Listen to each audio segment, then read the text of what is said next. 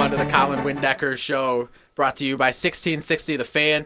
Joined here once again with Brian Persky, Bronco Blitz, Brandon FItzsimons. Got it. From, well, hold on, I got one more, though. I got one more that I have to get, because if I mess this up, then the whole thing is ruined. But Brandon, you work for hustlebelt.com. That is correct. Got it. See? It only takes me like 5 or 6 times, and once I get that, then we're smooth sailing from here on out. Sorry that my name's so easy to say, and I know who I work for. Don't hate the player, hate the game. Exactly. Colin? Exactly. Colin? Yeah, thanks. You're bringing up so many childhood memories right there. Brian Persky. I hated Usually my name. Pesky. I hated my name growing up because I would hear people call me Colin. Good story, bro.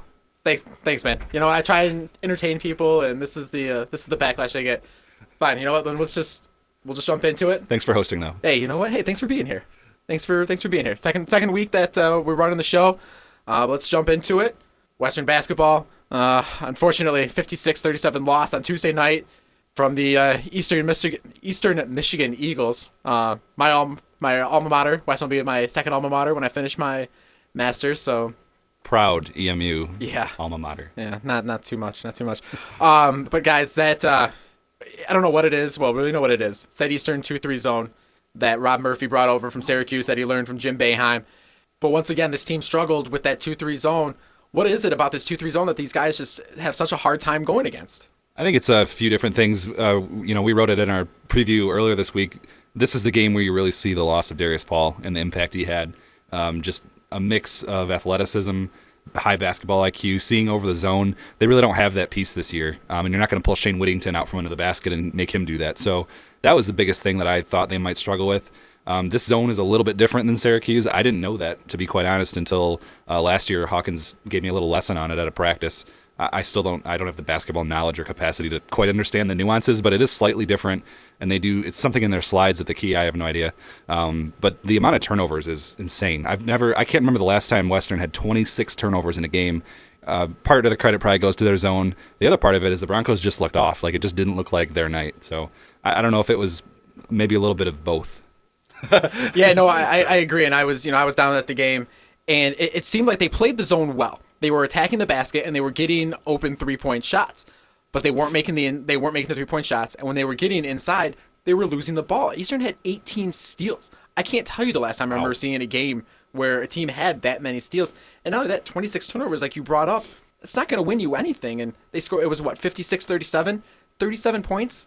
You're not going to win any game scoring that few points. Yeah, I'm a little surprised we didn't see a little more Kellen McCormick, and I know Hawkins' reasons for it, because he still needs to improve on his defense and his rebounding, but, when points are at a premium like that, and you've got a guy that's 6'7", lanky, could sort of fit that Darius Paul role at the top of the key and see over some of that zone, plus he can shoot from the outside, and, we were talking about this before the show. I think, Colin, you said Austin Ritchie was something like 0 for 5 from deep.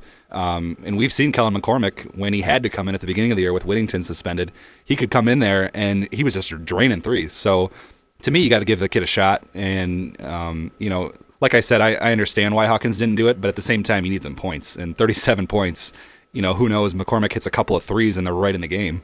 So I would have liked to see a little more Kellen McCormick, maybe even A.J. Avery in that game. At the end of the game, David Brown gets ejected for a hard foul that he had. I forget who the player on Eastern was that was driving to it, but he took him out, and he got a flagrant 2 for it and was ejected.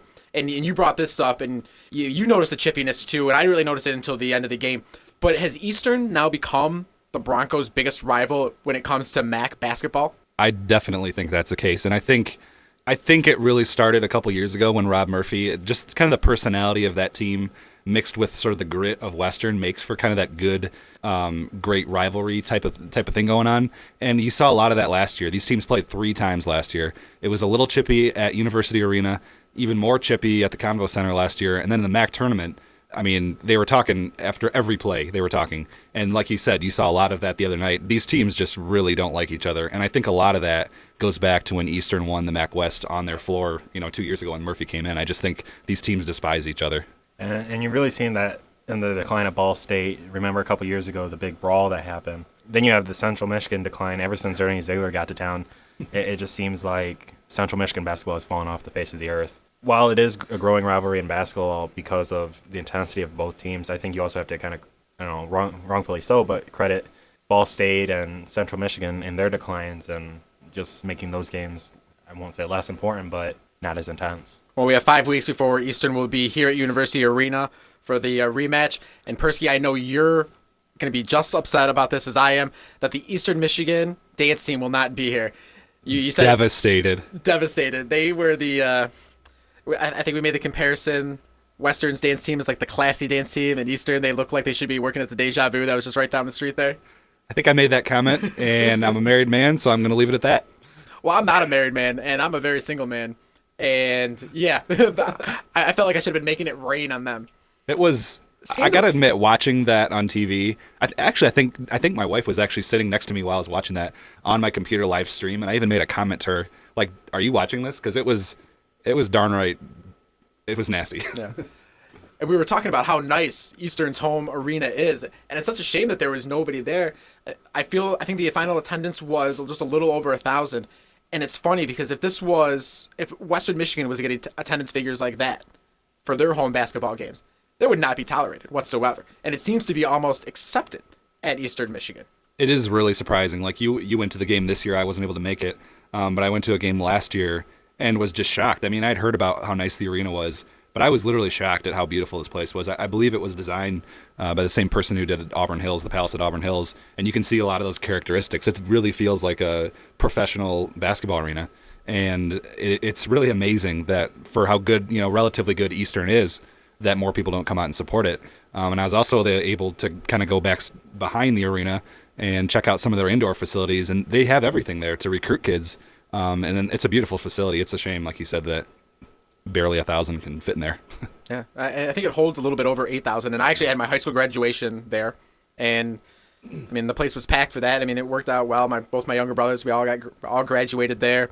But yeah, just a really nice facility, like one of the better ones that I've been to in the MAC. And as you said, it's just unfortunate that they can't fill it and that people don't go to those games. But, I mean, to be honest, when I was a student there, I never went to any of the basketball games. They were just, I wasn't interested. I was more interested in Michigan 6 miles down the road than I was, the school that I was going to. Well, I have to admit, with all the talk about a new scoreboard, obviously there's talk about a new scoreboard at Waldo also. But, if Western gets a new scoreboard at University Arena, I would want it to be just like Eastern's. I mean, their scoreboard is, like, top-notch. Yeah, a lot better than just the Adidas kind of, I don't even know what to call that.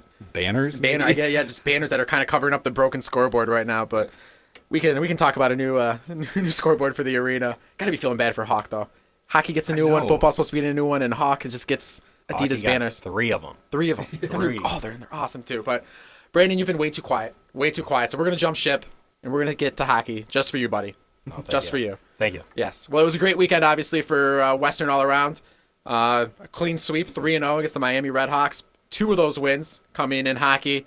Brandon, I know we talked about the Friday night game, one of the most exciting games either one of us has seen from start to finish. Saturday night, it was a lead. They owned that game for the most part from start to finish.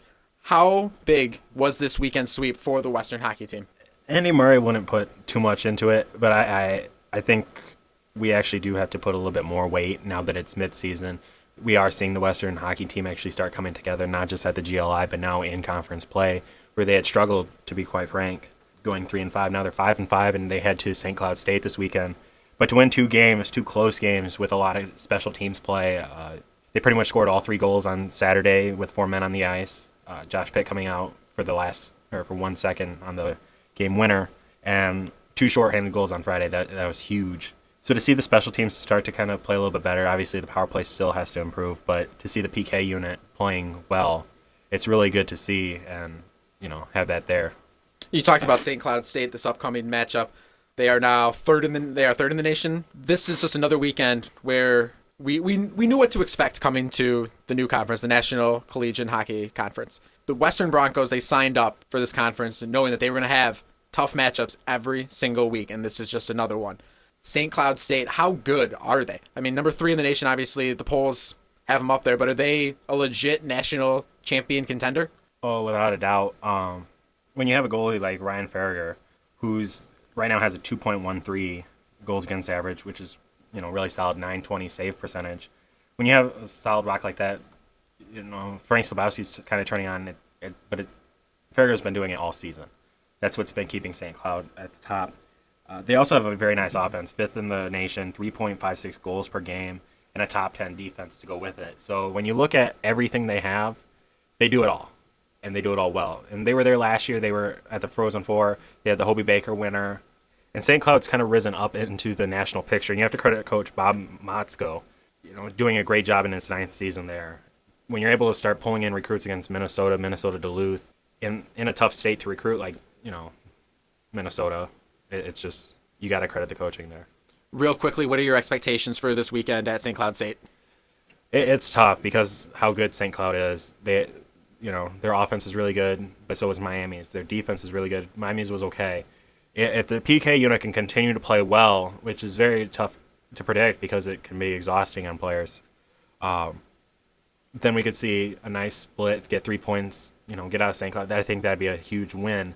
Obviously, going for the sweep is really tough on the road, but I really do think the Broncos will come out with 3 points, either a shootout win and a tie, or maybe get a win outright on Friday or Saturday.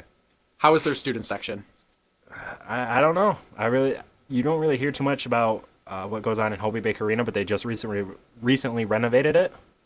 All right, well, they weren't named the best student section in college hockey because Western Michigan, the Lawson Lunatics, the best voted, named best college hockey student section. We've all been to the hockey games there. We all agree with it. But is it the best student section in all of collegiate sports? Absolutely not. I would say not knowing all the other student sections that well in hockey, the Lunatics has to be top 3, I would think.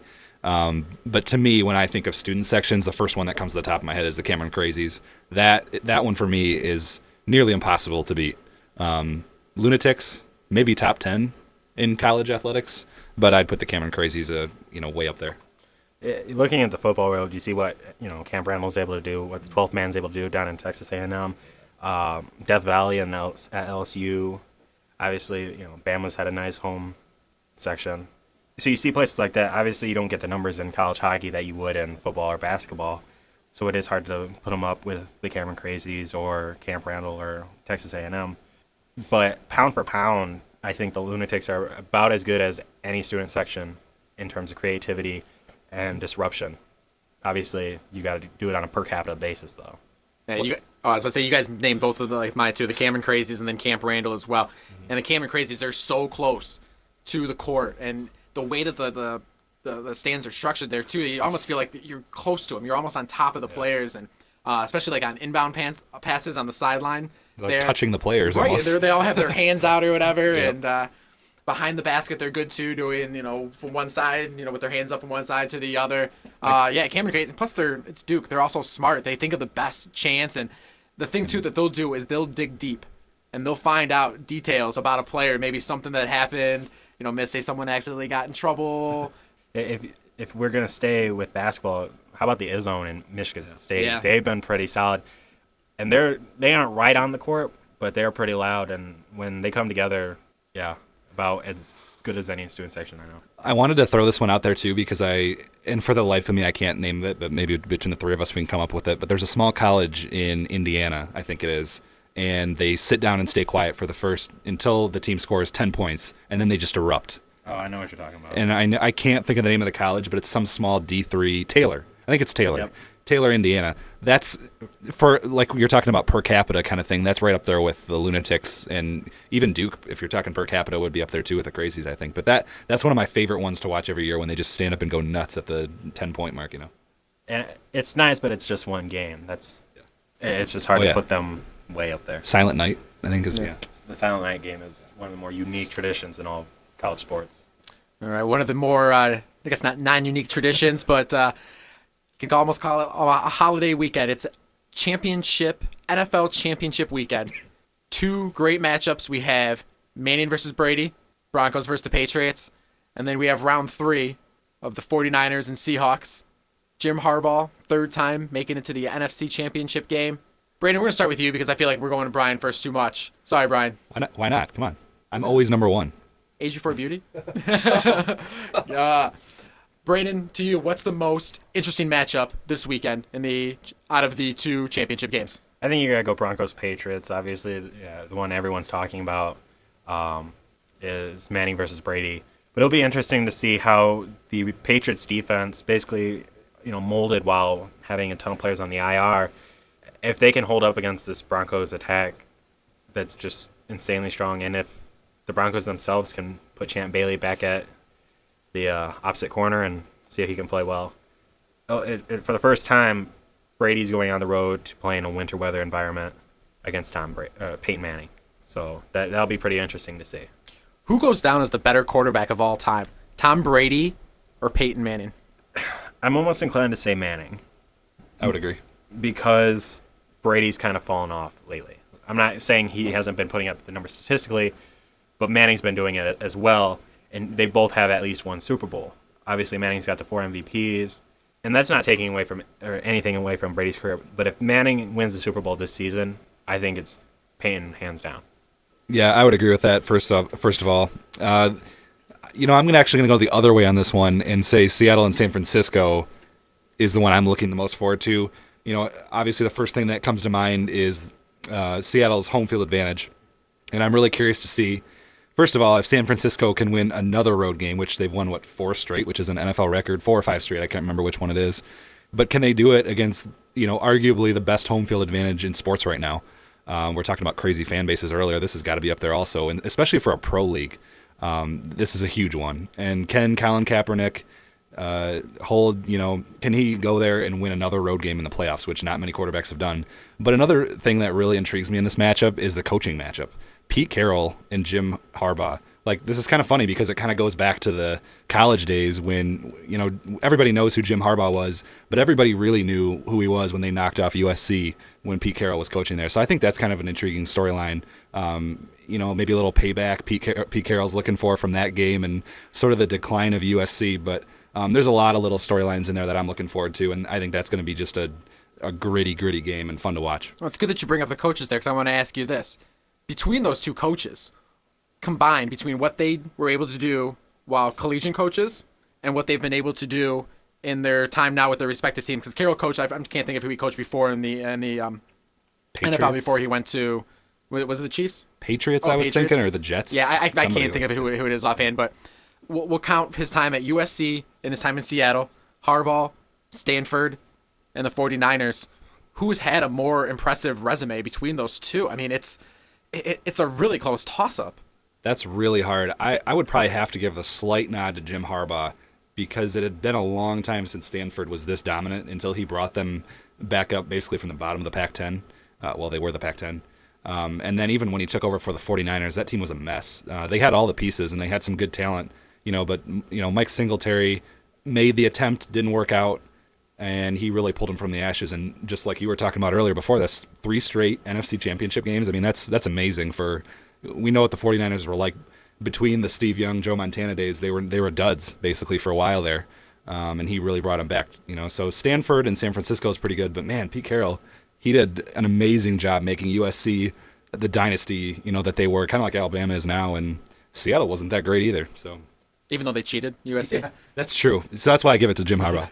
It's got to be Harbaugh still. I mean, what Pete Carroll's done at Seattle is pretty nice. They did have a couple pieces, and then Russell Wilson is just a really smart get for the Hawks. But building up Stanford again is hard. Building up the 49ers and having the expectations after Joe Montana and Steve Young is hard. And he's gone to 3 straight NFC championships now. He's been to a Super Bowl, and he was so close to winning it. Harbaugh is hands down the better coach. Real quickly, who was in the Super Bowl? My gut instinct tells me San Francisco. I can't believe I'm picking them to win on the road here again. But I've got to go with San Francisco and Denver is who I'm thinking is going to be in the Super Bowl. I like San Francisco and Denver as well. I think Denver's offense is just too much for this hodgepodge of a Patriots defense. Meanwhile, San Francisco's really starting to put it all together. Once Michael Crabtree came back, that passing game just got insanely better. And Seattle, I think they're just still too inexperienced for it. And San Francisco's been here. They know what they're doing, and they'll get the job done on the road. Unfortunately, I agree with both of you guys, but just because that doesn't make for good radio, I'm going to go the complete opposite way. I'm going to go Seattle. Wow. They're going to win at home. 12th man is going to come up huge. Marshawn Lynch is just going to pound the ball, beast mode. Skittles are going to be raining down in the Seattle skyline. And then Tom Brady, the Tom Brady, Michigan man is going to. He owns Peyton Manning. Owns them. Like I'm just playing the complete opposite here. the NFL has to be absolutely salivating at this weekend in the Super Bowl because they literally can't go wrong with whatever matchup happens. I think if Carolina was in this matchup, I mean, Yeah, Carolina and Seattle. Seattle will win. or Cincinnati if they were to make it out, or Indianapolis. I was about to say Indianapolis. Yeah, I'm just messing with Brandon. yeah. Well, but if it was Indy, but think about though, if it was Indy and Denver though, they'd really like that matchup where Yeah. you have Luck going against. That would be interesting. Yeah. But the Colts having already beat the Broncos this year. Just saying. Rematch. All right. Well, I need some money, and someone who I'm going to talk to who just got a big fat contract that might be able to throw me some, Clayton Kershaw. You think he'd just write me a check if I just asked him for like $20? I doubt it. In hell. Clayton, I just need $20, man. You just got 215 over 7 years, $30.7 million a year for the next 7 years. Guys, you could win the lotto and not even get that much money. I always respect a team that is willing to pay its best player, especially a pitcher, because that's how you win the World Series, in my opinion. Good baseball teams have aces on their staff. So that's a smart move by the Dodgers to lock him up, and he is arguably the best player or the best pitcher in baseball right now, arguably I would say. But that's a smart move on their part. And what I didn't know is that there's this large beeping noise coming out of the. I don't know what that is. I don't know what it is either, but we're just going to roll with it. There's something's going on. Something's going on, but don't worry, I've heard this noise before, and it eventually goes away. So One of the weird things I was going to bring up, I didn't know, it's not weird, but I was reading up on Clayton Kershaw. I didn't realize how much of a humanitarian he is. So not only are they getting the best guy, one of the best players in baseball, but they're actually getting one of the best quality people in baseball too. And that's obviously he's the face of their franchise. So you're locking up the face of your franchise when you get Clayton Kershaw. you don't want Puig as the face of your franchise? No, I think you still got to go for a pitcher, especially when it's lights out like Clayton Kershaw. You see some of the numbers over the years. In the past 3 seasons, he's averaged about 4 strikeouts per walk and over 9 strikeouts per 9 innings. But is he worth $11,000 per pitch? It's tough to say, but still, what you're getting out of Kershaw isn't just quality stats, but quality starts. He's eating up innings. He's really saving that bullpen. And when you can rely on someone like Kershaw to go out every 5 days and produce solidly, it's like what the Tigers are getting out of Verlander. $11,000 a pitch. I was literally just going to confirm that. That's amazing stat. I mean, I know we broke it down one time with A-Rod where it was something like $25,000 an at bat or something just ridiculous like that. But $11,000 a pitch. So if he walks a guy, he still makes $44,000. Yeah. Talk about a golden arm. Intentional walk. Yep. Intentional walk. Yeah, he could have it's not uncommon to have a 10 pitch at bat. He could make $100K just in one at bat. It's crazy. It's about $1 million to start. Yeah. I'm ever speechless, but you right there. So Puig or Yeah, no, all I know is that whenever I have a son, I'm putting a baseball in his left arm and having him throw continuously. From the second it can pop out of the womb, I'm putting a ball in the left hand and it's throwing it. you need to put a ball, a hockey stick, and whatever else in his left hand and his left leg. Jeez. Okay, well, I'm just flabbergasted right now after that. We do have one more topic, but I don't even care really anymore. I'm just I wish I was a baseball player now. $11,000 a pitch. I'm sorry. All right, Shout out to David Killip for that one. Yeah. Sending that tweet out. Say that again? David Killip sent that tweet out, and then obviously the assistant captain for the hockey team decided he wants to play baseball. Yeah. In which good old friend Danny DeKaiser ripped him a new one. Yeah. Friend of the podcast. Yeah. Well, the Kaiser's doing all right financially as well. So. Oh yeah. Yeah. All right. NBA All-Star Game. Got about a month before that takes place. The jerseys for it were leaked, and we looked at the picture of it earlier, and again we were all kind of flabbergasted by just the pure Nastiness. Yeah, I was gonna say dumbness. Yeah. But Awkwardness. I guess, I think they're all kind of pretty good adjectives to describe them. But they're going to be very similar to the jersey that the 10 teams that played on Christmas Day, the long sleeves. Well, not really long sleeves, but the sleeves jerseys with the big logo on the front. And Persky, I think you said it the best. They look boring. They just don't look like they tried. And it just seems like the NBA is just trying to throw something out there to put on the racks for people to buy. It looks like AAU team that couldn't afford new jerseys is what it looks like to me. So I'm not crazy about them at all. And I got to admit, I know it's in New Orleans, so you want it to be New Orleans-like, but the whole that whole logo is a little overused. Anytime there's anything in New Orleans, it's starting to wear on me, I think. Yeah, it's that giant, the Saint Fleur de logo. Lis or whatever it's called. Yeah. The West is a red jersey with the logo blue, while the East has a dark navy blue with almost with like a greenish logo. And they just, like you said, they look like an AAU team that couldn't afford to get new jerseys. This is the NBA we're talking about. We should have better uniforms than this. And who's really going to buy these? I'll be interested to see what the sales are, because not that I buy jerseys left and right, but those aren't going to make me want to buy an NBA jersey. I'm sorry. Can we talk about the sleeves as, actual hindrance on the game itself? I mean, you go from shooting in a tank top where there's no drag at all to shooting with sleeves, and I know they talked a little bit about it on Christmas Day, but you could see a considerable, well, I won't say considerable, but a measurable dip in shooting percentages between sleeves and no sleeves. Yeah, I don't like them. They suck. That's basically what I'm gonna say. I don't think they're not good. much else to say. Yeah, they're bad, and people already complain that they don't watch the NBA All-Star Game. Well, this is just another reason not to. They're just not good. The NHL does it best. 2 team captains pick from all the pool of players, and I really like that kickball style. Yeah. Well, that's what the NFL will do this year too. Actually, I think that draft's coming up. Yeah, that's right. I think it's next week. They'll be doing Deion Sanders and Jerry Rice picking the 2 teams. All right, Persky. Braden last week kind of took over when we did the little plug yourselves, but you wanted to talk a little Western recruiting with the official visiting. Is it official visiting day? This weekend? Yep. Plug yourself away. Tell us a little bit about some Western recruits coming in this week. Well, just real quick, obviously Fleck has been really doing a great job on the recruiting trail. You see that with the recruiting class that they have. And it's right now it is on the verge of being historically one of the best classes in MAC history. And I know a lot of people cringe when you say that because they haven't signed yet. But our feeling at Bronco Blitz is that most of those kids, with the exception of maybe 1 or 2, are probably going to sign on signing day. So we're keeping a really close eye to see which ones stick, which ones don't. And really the only class that I can compare it to, I was looking at this earlier today. I think it was the 2010 Toledo recruiting class. It was either 2010 or 2011 is the best, according to Rivals.com, is the best recruiting class in MAC history. And they are right on the verge of that right now, Western is. So it'll be interesting to see if these kids sign and which ones leave, if Fleck is able to replace them with just as good kids, which I don't doubt that he can't do that. So like you said, they're all taking their official visits this weekend. Imagine a bunch of 18-year-old kids staying at the Radisson, coming to Western for the weekend. There's no hockey game this year. Last year they took them to a hockey game, but I think most of these kids have already been to a hockey game. So I'm sure Fleck has got a lot planned for them.